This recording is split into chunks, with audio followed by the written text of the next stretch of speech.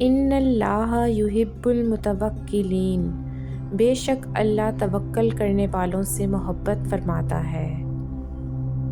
الحمد للہ رب العالمین والصلاة والسلام علی سید المرسلین، اما بعد فاعوذ باللہ من الشیطان الرجیم، بسم اللہ الرحمن الرحیم۔ ربنا آتنا فی الدنیا حسنۃ وفی الآخرۃ حسنۃ وقنا عذاب النار۔ سیدنا ابو ہریرہ رضی اللہ تعالیٰ عنہ بیان کرتے ہیں کہ جب سورہ جمعہ نازل ہوئی تو ہم رسول اکرم صلی اللہ علیہ وآلہ وسلم کے پاس بیٹھے تھے۔ میں نے سوال کیا، اللہ کے رسول، سورہ جمعہ کی اس آیت اور انہی میں سے کچھ دوسرے لوگ ہیں جو ان سے نہیں ملے، کا مصادق کون لوگ ہیں؟ حضرت سلمان فارسی رضی اللہ تعالیٰ عنہ بھی وہاں بیٹھے ہوئے تھے۔ رسول صلی اللہ علیہ وآلہ وسلم نے اپنا دست مبارک ان کی ران پر رکھ کر فرمایا، اگر ایمان ثریا ستارے کی بلندی پر ہوتا تو ان لوگوں میں سے کئی لوگ وہاں تک پہنچ جاتے اور ایمان کو وہاں سے حاصل کرتے۔ رسول اکرم صلی اللہ علیہ وآلہ وسلم نے اس آیت کریمہ کا مصادق اہل فارس کو ٹھہرایا ہے کہ یہ لوگ دوسروں سے بڑھ کر دین اسلام کی خدمت کریں گے۔ چنانچہ ایسا ہی ہوا۔ صحابہ کرام رضی اللہ تعالیٰ عنہ کے دور کے بعد اسلام کی نشر و اشاعت کا جتنا کام اہل فارس نے سر انجام دیا، یہ سعادت دوسرے لوگوں کو نصیب نہ ہو سکی۔ بڑے بڑے محدثین اور فقہائے اعظام کی اکثریت اسی علاقے سے تعلق رکھتی ہے۔ امام بخاری رحمۃ اللہ علیہ بھی اسی علاقے سے تعلق رکھتے تھے کیونکہ اس وقت بخارا شہر ملک فارس کا حصہ تھا۔ امام بخاری رحمۃ اللہ علیہ نے دین اسلام کی سربلندی کے لیے جو خدمات سر انجام دی ہیں، ان کا سلسلہ بہت وسیع ہے۔ اللہ تعالیٰ انہیں اپنے ہاں اجر عظیم عطا فرمائے، آمین۔ ابو عبداللہ محمد بن اسماعیل بن ابراہیم بن مغیرہ بن بردزبہ جعفی بخاری۔ بردزبہ فارسی زبان کا لفظ ہے جس کے معنی کاشتکار اور زراعت پیشہ کے ہیں۔ چونکہ امام بخاری رحمۃ اللہ علیہ کے جدہ اعلیٰ کھیتی باڑی کرتے تھے، اس لیے بردزبہ کے نام سے مشہور ہوئے۔ یہ بزرگ اپنے آبائی مذہب کے مطابق مجوسی آتش پرست تھے۔ ان کے بیٹے اور ابراہیم کے والد مغیرہ یمان جعفی کے ہاتھ پر مسلمان ہوئے۔ اس زمانے کے دستور کے مطابق جو شخص کسی کے ہاتھ پر مسلمان ہوتا وہ اسی کے قبیلے کی طرف منسوب ہوتا تھا۔ اس بنا پر آپ جعفی کہلائے، کیونکہ عرب قبول اسلام کے ربط خاص کو ولائے اسلام سے تعبیر کرتے تھے اور پھر اس ولا کی شاخیں دور دور تک پھیلتی جاتی تھیں۔ اسی کے ساتھ وہ اپنی نسبتیں قائم کر لیتے تھے۔ امام بخاری رحمۃ اللہ علیہ کو بھی ان کے جدہ اعلیٰ کی نسبت ولا کی وجہ سے جعفی کہا جاتا ہے، چونکہ آپ بخارا میں پیدا ہوئے تھے۔ اس بنا پر آپ بخاری کہلائے۔ گویا آپ کی دو نسبتیں ہیں، ایک وطن بخارا کی وجہ سے بخاری اور دوسرا ولائے اسلام کی بنا پر جعفی ہے۔ ولادت آپ 13 شوال 194 ہجری بمطابق 21 جولائی 810 بعدازاں نماز جمعہ بخارا شہر میں پیدا ہوئے۔ بخارا روس کے علاقے ازبکستان میں ماورا النہر کے بڑے بڑے شہروں میں سے ایک ہے جو چین، ایران اور افغانستان کی سرحدوں کی شاہراہ پر واقع ہے۔ اس شہر میں ان تین ملکوں کے راستے آ کر آپس میں ملتے ہیں۔ بچپن کے حالات کیا تھے؟ امام بخاری رحمۃ اللہ علیہ ابھی چھوٹے تھے کہ ان کے والد اسماعیل بن ابراہیم کا سایہ سر سے اٹھ گیا۔ پھر ان کی والدہ نے ان کی تربیت کی جو بہت صابرہ، حلیم الطبع تھیں، بہت عبادت گزار اور مستجاب الدعوت تھیں۔ امام بخاری رحمۃ اللہ نے بچپن میں کسی مرض کی وجہ سے دونوں آنکھوں کی بینائی سے محروم ہو گئے تو ان کی والدہ کو بہت صدمہ ہوا۔ اللہ کی بارگاہ میں رو رو کر دعائیں کیں کہ لخت جگر کی بینائی واپس آ جائے۔ بالآخر اللہ تعالیٰ نے شب غیظی کی دعاؤں کو شرف قبولیت سے نوازا۔ آپ نے ابراہیم خلیل اللہ علیہ السلام کو خواب میں دیکھا۔ انہوں نے آپ کو بشارت دی کہ اللہ تعالیٰ نے آپ کے لخت جگر کی بصارت واپس کر دی ہے۔ چنانچہ جب نیند سے بیدار ہوئیں تو دیکھا کہ بیٹے کی آنکھیں روشن ہیں۔ امام بخاری رحمۃ اللہ علیہ فرماتے ہیں کہ میں ابھی قرآن مجید حفظ کر رہا تھا کہ مجھے احادیث حفظ کرنے کا الہام ہوا۔ جب میں مکتب سے فارغ ہوا تو اس وقت میری عمر تقریباً 10 برس تھی۔ میں نے قرآن مجید حفظ کر لیا تھا اور کچھ ابتدائی کتابیں بھی پڑھ لی تھیں۔ اس کے بعد میں نے مختلف اساتذہ کے پاس آنا جانا شروع کر دیا۔ امام بخاری رحمۃ اللہ علیہ کی ذہانت، اللہ تعالیٰ نے امام بخاری رحمۃ اللہ علیہ کو ذہین، رسا اور قوی حافظہ عطا فرمایا۔ آپ نے اسناد سمیت لاکھوں احادیث یاد کر رکھی تھیں۔ آپ کا اپنا بیان ہے، مجھے 1 لاکھ صحیح احادیث اور 2 لاکھ غیر صحیح احادیث یاد ہیں۔ بلکہ آپ فرماتے ہیں کہ سند میں کوئی تابع ہو یا صحابی، میں ان کی ولدیت، جائے پیدائش اور سن وفات الغرض سب کچھ جانتا ہوں۔ ایک دفعہ امام بخاری رحمۃ اللہ علیہ کے سامنے کسی نے ان کے شیخ امام اسحاق بن راہو کا یہ قول پیش کیا، میں اپنی کتاب میں 70,000 احادیث کو دیکھتا ہوں۔ یہ سن کر امام بخاری رحمۃ اللہ علیہ نے فرمایا، شاید اس وقت اس زمانے میں کوئی ایسا شخص بھی ہو جو 2 لاکھ احادیث اپنی کتابوں میں دیکھتا ہو۔ امام بخاری نے اگرچہ اپنا نام نہیں لیا، لیکن ان کی مراد اپنی ذات تھی۔ ایک مرتبہ امام بخاری رحمۃ اللہ علیہ بغداد تشریف لے گئے تو بغداد کے مشائخ نے جمع ہو کر امام بخاری کا امتحان لینے کا پروگرام بنایا۔ امتحان کا طریقہ کار یہ طے ہوا کہ 10 علماء کو مقرر کیا گیا اور ہر عالم کو 10 احادیث دی گئیں۔ پھر انہوں نے سند اور متن میں تبدیلی کی، اس طرح کہ ایک حدیث کی سند کو دوسری حدیث کے متن کے ساتھ ملا دیا، دوسری حدیث کا متن کسی اور حدیث کی سند کے ساتھ ملا دیا۔ اسی طرح انہوں نے 100 کی تعداد میں مقلوب احادیث تیار کیں۔ ہر ایک عالم کی ڈیوٹی لگائی کہ جب مجلس خوب جم جائے تو باری باری ان احادیث کو امام بخاری رحمۃ اللہ علیہ پر پیش کیا جائے۔ جب بغداد میں مجلس حدیث قائم ہوئی، جس میں مقامی اور بیرونی بے شمار لوگ موجود تھے، اور اہل مجلس مطمئن ہو کر بیٹھ گئے تو طے شدہ پروگرام کے مطابق ان 10 علماء میں سے ایک عالم امام بخاری رحمۃ اللہ علیہ کے سامنے آیا اور ایک مقلوب حدیث پیش کی۔ امام بخاری رحمۃ اللہ علیہ نے فرمایا، میں اسے نہیں پہچانتا۔ جب اس نے دوسری حدیث پیش کی تو امام بخاری نے وہی جواب دیا کہ میں انہیں نہیں جانتا۔ اسی طرح میں نے اپنی 10 احادیث پوری کر لیں۔ امام بخاری رحمۃ اللہ علیہ ہر حدیث کے متعلق یہی کہتے تھے کہ میں اسے نہیں پہچانتا۔ پہلے شخص کے بعد دوسرا شخص کھڑا ہوا، اس نے بھی طے شدہ منصوبے کے مطابق 10 مقلوب احادیث پیش کیں۔ اسی طرح باقی علماء نے بھی باری باری احادیث کو الٹ پلٹ کر پیش کیا۔ امام بخاری رحمۃ اللہ علیہ ہر ایک کو یہی جواب دیتے تھے کہ میں اس حدیث کو نہیں پہچانتا۔ اہل مجلس میں سے کچھ حضرات تو منصوبے کے تہہ تک پہنچ گئے اور کچھ تذبذب کا شکار ہونے لگے اور امام بخاری رحمۃ اللہ علیہ کے حافظے اور ذہانت میں شک و شبہ کرنے لگے۔ امام بخاری رحمۃ اللہ علیہ نے پہلے شخص کو بلایا اور اسے کہا، تو نے پہلے یہ حدیث اس طرح پڑھی جبکہ صحیح حدیث اپنے متن اور سند کے ساتھ ایسے ہے، پھر اس کی پیش کردہ دوسری حدیث پڑھی اور اصل متن اور سند کی نشاندہی فرمائی۔ اسی طرح باقی 8 احادیث درست کر کے بتائیں۔ پھر آپ نے دوسرے شخص کو بلایا اور اس کے پیش کردہ مقلوب احادیث صحیح متن اور سند کے ساتھ بتائیں۔ اسی طرح ہر آدمی کو بلاتے رہے، ہر ایک کی 10 مقلوب احادیث کو صحیح سند اور متن کے ساتھ بتاتے رہے۔ اس واقعے کو حافظ بن حجر رحمۃ اللہ علیہ نے اپنی سند کے ساتھ بیان کیا۔ اس کے بعد بھی الفاظ اس سے تبصرہ کیا ہے۔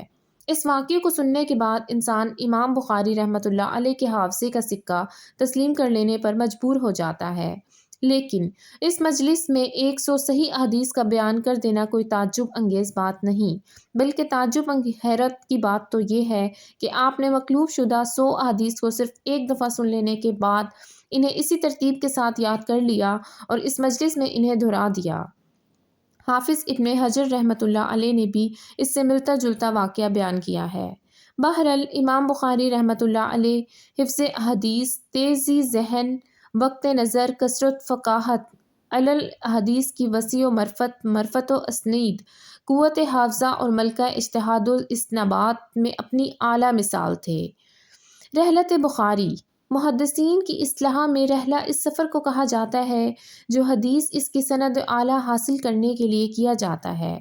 امام بخاری رحمۃ اللہ علیہ اپنی عمر کی 16ویں برس تک اپنے ہی ملک کے اساتذہ سے تحصیل علم کرتے رہے، کیونکہ علمی سفر کے لیے محدثین کے ہاں یہ شرط ہے کہ جب علمی سفر کا قصد ہو تو اپنے وطن شیوخ سے جس قدر احادیث مل سکیں انہیں حاصل کر لیا جائے، اگرچہ وہ قلیل تعداد میں ہوں۔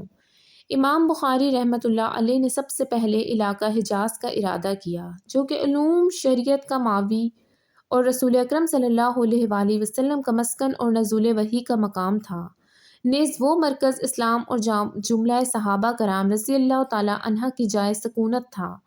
لہٰذا 210 ہجری میں اپنی والدہ ماجدہ کے ہمراہ مکہ مکرمہ پہنچے۔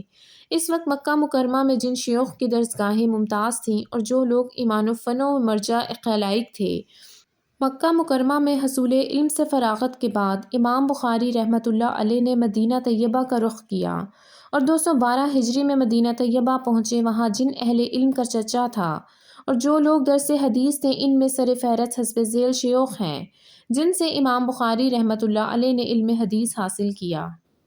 مدینہ طیبہ میں تحصیل علم سے فراغت کے بعد امام بخاری رحمۃ اللہ علیہ نے بصرہ کا قصد کیا، جو ان دنوں وسعت علم اور اشاعت و حدیث کے اعتبار سے بہت ترقی پر تھا۔ بصرہ کے بعد آپ نے کوفہ کا رخ کیا، جو ان دنوں علم و عرفان کا گہوارہ تھا۔ بغداد سلطنت عباسیہ کا دارالحکومت تھا۔ سرکاری طور پر علماء و مشائخ کی قدر افزائی نے بغداد کو مرجع علوم بنا دیا تھا۔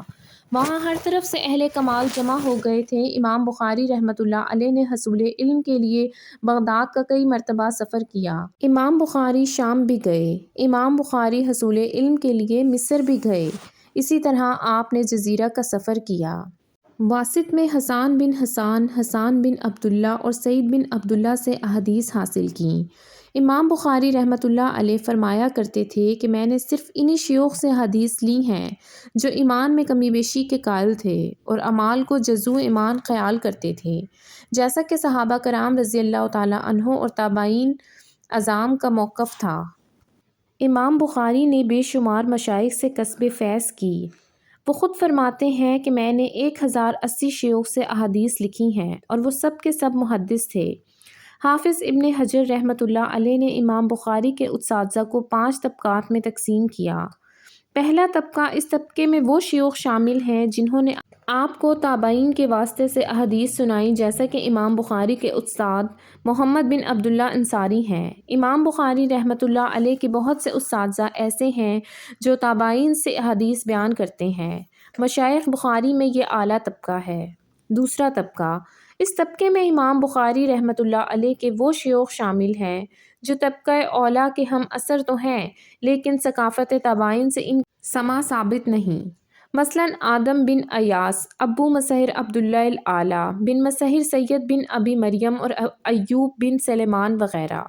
یہ تمام حضرات طبقہ ثانیہ سے ہیں جن سے امام بخاری رحمۃ اللہ علیہ نے احادیث بیان کی ہیں۔ تیسرا طبقہ، اس طبقے میں امام بخاری رحمۃ اللہ علیہ کے وہ استاد شامل ہیں جن کی کسی تابع سے ملاقات ثابت نہیں۔ چوتھا طبقہ، اس طبقے میں امام بخاری رحمۃ اللہ علیہ کے وہ مشائخ شامل ہیں جو طالب حدیث میں امام بخاری کے ساتھی تھے۔ پانچواں طبقہ، اس طبقے میں وہ استاد شامل ہیں جو عمر اور استاد کے اعتبار سے امام بخاری رحمۃ اللہ علیہ کے شاگردوں میں سے ہیں۔ امام بخاری نے خاص فائدے کے تحت ان سے احادیث بیان کی ہیں، مثلاً ایک حدیث اپنے استاد اور ساتھیوں سے نہ مل سکی تو وہ اپنے شاگردوں سے بیان کریں گے۔ ایسا کرنے میں امام بخاری رحمۃ اللہ علیہ نے امام وکیع کی بات پر عمل کیا۔ وہ فرماتے ہیں، آدمی اس وقت تک عالم نہیں ہو سکتا جب تک وہ اپنے سے اعلیٰ، اپنے ہم عمر اور اپنے سے نیچے والوں سے احادیث بیان نہیں کرتا، بلکہ امام بخاری خود فرماتے ہیں کہ انسان محدث کامل اس وقت تک نہیں بن سکتا جب تک وہ اپنے سے اعلیٰ، اپنے ہم عمر اور اپنے سے کم درجہ والے سے حدیث بیان نہ کرے۔